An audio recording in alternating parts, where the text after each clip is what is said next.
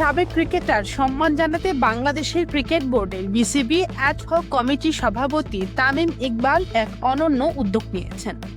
সোমবার 4 মে 2026 মিরপুর শেরেবাংলা স্টেডিয়ামে সংবাদ মাধ্যমের সাথে আলাপকালে তিনি জানান, স্টেডিয়ামের বিভিন্ন স্ট্যান্ড বা গ্যালারি দেশের কিংবদন্তি ক্রিকেটারদের নামে নামকরণ করার পরিকল্পনা করছে।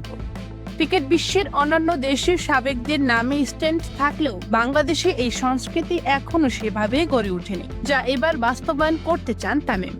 তামিম মনে করেন, দেশের ক্রিকেটের জন্য যারা অবদান রেখেছেন তাদের যথাযথ সম্মান দেওয়া বোর্ডেরই দায়িত্ব। তিনি স্পষ্ট করেছেন যে এই নামকরণের ক্ষেত্রে কেবল ব্যাটিং গড় বা পরিসংখ্যান দেখা হবে, বরং যারা প্রতিকূল সময়ে দাঁড়িয়ে দেশের ক্রিকেটকে এগিয়ে নিয়েছেন তাদের সবাইকেই মূল্যায়নের আওতায় আনতে হবে।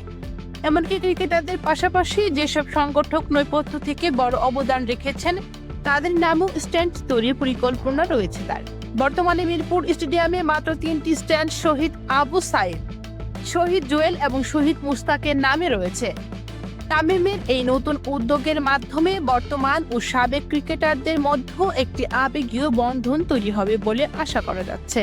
যদিও বর্তমান অ্যাডহক কমিটির স্বল্প মেয়াদে এটি পুরোপুরি শেষ করা চ্যালেঞ্জিং, তবে ভবিষ্যতে নির্বাচিত হয়ে আসতে পারলে এই কাজটিকে অগ্রাধিকার দিয়ে সম্পন্ন করার প্রতিশ্রুতি দিয়েছেন এবং এর আগে সাবেক অধিনায়কদের জন্য ক্যাপ্টেন্স কার্ড চালু করে বেশ প্রশংসিত হয়েছেন দেশের সফলতম এই ওপেনার।